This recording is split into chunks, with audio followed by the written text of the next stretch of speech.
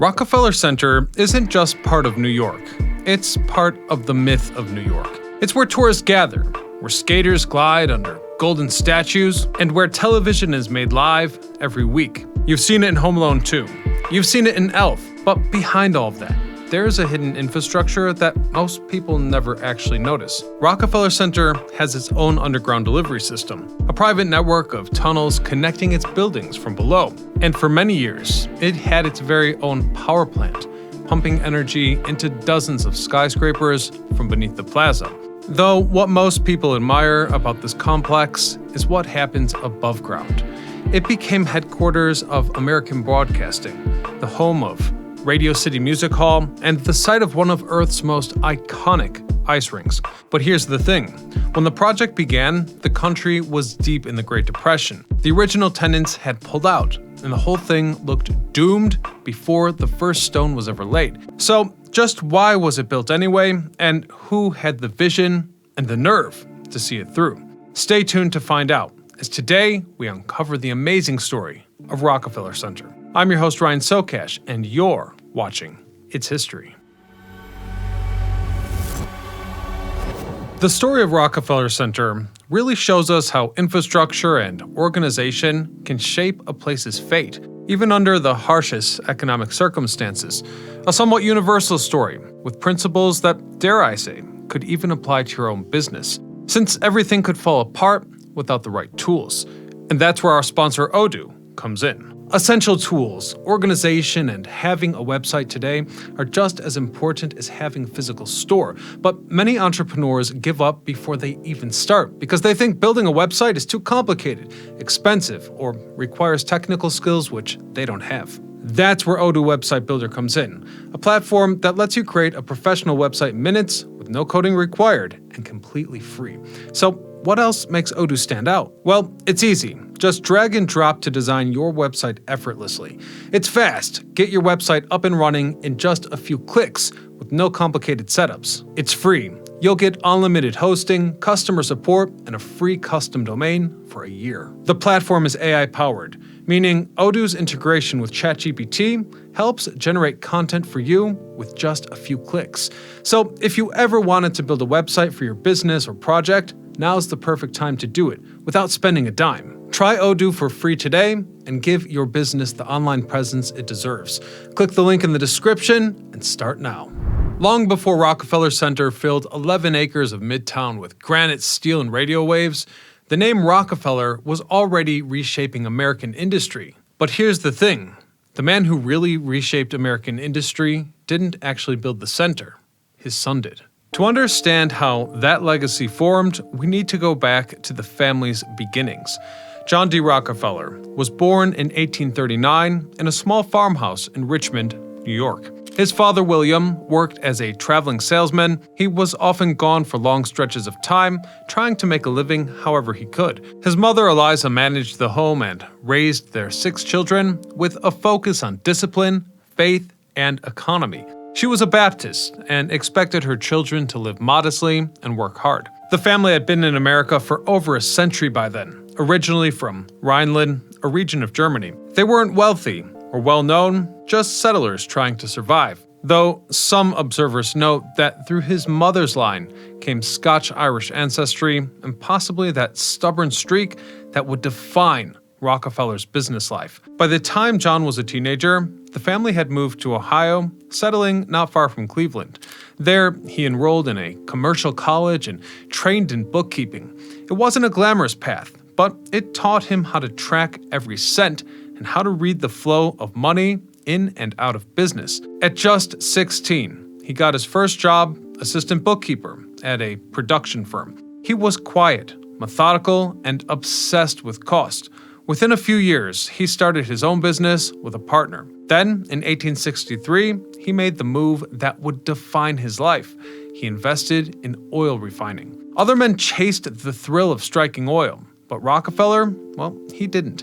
He focused on processing it, making it cleaner, cheaper, and more consistent. Hence, he avoided risk and hated waste. And because of that, he made money steadily, quietly, and in enormous amounts. By 1870, he founded Standard Oil. Within a decade, it controlled most of the oil refined in the US. He negotiated his own shipping rates with railroads, reinvested profits aggressively, and bought out or just crushed his competitors. It made him unimaginably rich and widely hated. But Rockefeller didn't chase attention. He kept to himself and rarely spoke to the press. So when Standard Oil was broken up by an antitrust suit in 1911, it barely dented his fortune. The company split into dozens of smaller firms, many of which became household names in their own right. In his later years, Rockefeller turned to philanthropy. He funded the University of Chicago, the Rockefeller Foundation, and countless medical and public health initiatives. But he left the grand gestures to his son. That's right, it would be John D. Rockefeller Jr. to cut out a piece of New York City. The father built an empire, but it was the son who built the monument. John Sr. died in 1937, but his legacy and his fortune had already been transferred years earlier to his only son, who would take the family name in a completely new direction. By the 1920s, John D. Rockefeller Jr. was already known to the public, and not always for good reason. For example, he became the face of the Rockefeller fortune during the labor unrest of the early 20th century, most famously, the Ludlow Massacre in 1914. Though he hadn't ordered the violence, the association was enough to stain the family name. It was a moment that changed him forever, as he pulled back from direct business operations and doubled down on philanthropy. He gave away land for parks, funded museums, restored historic buildings, and quietly worked to repair the family's reputation. But Jr. didn't want to disappear. He wanted to build something new, something public, something permanent, and something that could speak for itself. In 1928, he found the perfect opportunity. The Metropolitan Opera was looking to move uptown, and developers had their eye on a parcel of land in Midtown, just below Central Park. The site was complicated though. It sat atop old railroad tracks and was surrounded by aging brownstones, but it was large, and more importantly, it was available. Jr. leased the land from Columbia University and began assembling a team to design a culture center anchored by the new Opera House. The plans were massive. Theaters, art galleries, shops, offices, and beyond. He personally financed the entire thing. No public money and no shareholders. But then came October of 1929. The stock market crashed. The opera pulled out. Banks dried up, and the partners vanished. Meaning, Jr. was left holding the lease on 6 million square feet of prime Manhattan real estate with no project, no backing, and no partners to move in. At this point, he had every excuse to walk away, but instead, he doubled down. If culture couldn't carry the project, commerce would. He pivoted, and this new vision revolved around offices, retail, and broadcast facilities. A full city within a city. At this point, he recruited the Radio Corporation of America as a key tenant, along with the National Broadcasting Company. The Opera House dream was gone, but the ambition, well, it remained. Throughout the early 1930s, while most of New York was frozen in economic fear, construction on the new complex moved ahead. This conquest put thousands of people to work. Every day, truckloads of limestone arrived, steel beams climbed higher, and by the time Rockefeller officially opened, it wasn't just a development, it was a statement. In other words, the center didn't just fill a need, it answered one. Jobs, confidence, and momentum. A reason to believe that a private citizen could still build something lasting in a city brought to its knees by some of the worst times in American history. At this point, the land was secured, but the opera had backed out, and John D. Rockefeller was stuck with the lease. Though he didn't cancel the project, he elected to change it. Though the scale still stayed the same, enormous, the plan now called for a complex of office buildings, retail space, and broadcast studios, all tied together by a shared design. And to do things right, Rockefeller assembled a team of architects led by Raymond Hood. Hood had already made a name for himself by designing the American Radiator Building and the Tribute Tower in Chicago. For Rockefeller Center, though, he didn't just draw up skyscrapers, he plotted a city within a city. Hood's team developed a plan around a central axis, with a sunken plaza in the middle and tall buildings forming a kind of urban canyon of stone and glass. The Art Deco style dominated the project: clean lines, geometric forms, and vertical emphasis. It was modern, but not cold. Functional, but ambitious. Clearing the site was no small task, though. Over 200 buildings had to be demolished, mostly brownstones and old commercial spaces. But let me assure you, it wasn't glamorous. In fact, this area was known as Manhattan's Midtown Speakeasy Belt, a mix of flop houses, boarding rooms, and music clubs. Though most New Yorkers associated this area with the original Madison Square Garden, which stood just off 6th Avenue. It was gone by the time the project began, but still, the venue's legacy and entertainment made the whole project feel a little more culturally fitting. Construction officially began in 1931. While the rest of the country was still reeling from the Depression, Rockefeller's site was in full motion. In the early months, the project employed over 40,000 people, many of them skilled tradesmen who had been out of work for years. The logistics were staggering. Buildings went up simultaneously, not one after another. Materials had to arrive on tight schedules, not to congest the already busy New York streets. Workers rotated across shifts, and while steel framed the skeletons, limestone from Indiana gave the structures their distinct skin. The RCA building, now 30 Rockefeller Center Plaza, became the centerpiece. It rose 70 stories, fast and clean, dominating the Midtown skyline. Inside, studios were built for NBC and RCA, linking the project not just to business, but to mass communication. Remember, Jr. wanted this to be more than just office space. He wanted a cultural hub. Art was a part of the original plan, and sculptures, murals, and mosaics were commissioned to fill the plazas and the interiors. Though I should note that not all survived. The most controversial piece, Diego Rivera's mural inside the RCA building, was destroyed before it was even finished. Rivera had included a portrait of Lenin. Rockefeller actually ordered this to be removed. The wall was repainted, and the episode proved that Rockefeller Center wouldn't be a free-for-all. It had a message to protect, after all. By the mid-1930s, the core of the project was complete. The first tenants moved in. When the complex was formally opened, it wasn't a single ceremony, but a series of events. Buildings opened in stages. Crowds came in waves, and the city began to reimagine what a commercial center could be. And all of it rose from a project that had, at one point, completely fallen apart.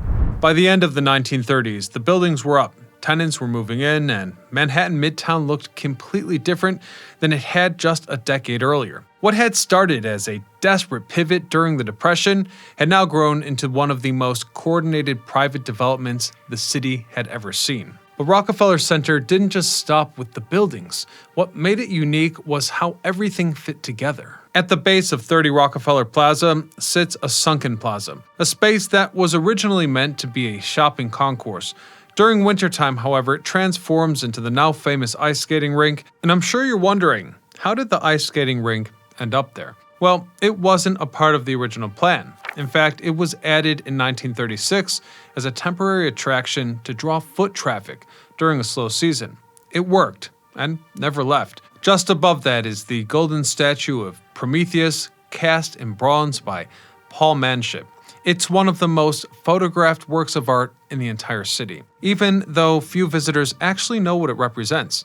Still, it stuck and became the visual centerpiece of the plaza. Across the complex, art was also built into the walls, literally. There are murals and reliefs in almost every lobby, with some pieces being curated by the biggest names in the history of art. The idea wasn't to make it a museum, though. It was to elevate everyday spaces, offering the common worker more dignity. Office workers would walk past world-class pieces of art on their way to the elevator. Then there's Radio City Music Hall, which opened in 1932, and as a little piece of personal trivia, is where I got engaged with my beautiful wife. Anyhow, it was designed by Donald Desky and was a completely different kind of theater. Enormous but modern, elegant but approachable. It was part of Rockefeller Center's attempt to make culture commercially viable. The Rockets arrived shortly thereafter, and within a few years, Radio City had become the highest-grossing entertainment venue in the entire country. And here it's important to note that Rockefeller Center wasn't frozen in time. It evolved with the city. NBC built its headquarters there. Saturday Night Live began taping at Studio 8H in 1975 and never left. In the 80s, the center changed hands though. First sold by the Rockefeller family, only to be bought and sold again by various corporations. But the structure more or less remained intact. Today, the center includes nearly 24 buildings, stretching from 48th to 51st Street between 5th and 6th Avenue. And while the ownership may have changed, the layout hasn't, and neither has its role to the city. The top of the Rock Observation Deck, opened to the public again in 2005, offers views of Central Park, the Empire State Building, and beyond. The Christmas tree lighting, which started modestly back in the 1930s, now draws millions of visitors every year. And the Underground Concourse, which was once a Depression-era retail bet, now a sleek tunnel of shops, restaurants, and connections to the subway. And it works, not as a symbol, but as a functioning, active part of daily life in New York. When the last building opened at Rockefeller Center in 1940, John D. Rockefeller Jr. was already 66 years old. He never lived there, never put his name on the glass or marble, but it was his project, funded with his family's money and shaped by his standards. Though by the time it opened, John had mostly stepped away from the spotlight. He was still involved, overseeing his foundations, managing the family's properties, but the center had been the last major public project that he personally directed, and he knew what it meant, not just as real estate, but as a chance to do something positive with the kind of wealth that his father had spent a lifetime accumulating. The center had started as a gamble during the Great Depression, and it ended up setting a new standard for private development in the city. Over the next 2 decades, Jr. watched it evolve. New tenants move in, facilities expand, and a growing public presence. This project, meant to be his family's legacy, was a massive success. By the late 1950s, he had slowed down, spent most of his time between homes in New York, with trips out west, particularly to Arizona, where the climate eased his declining health. He passed away on May the 11th, 1960, at the age of 86, surrounded by family, and was laid to rest at the family estate in Sleepy Hollow in the hills above the Hudson. We'll leave it there for today, but I thank you all so much for watching. Until next time, this is Ryan Socash, signing off.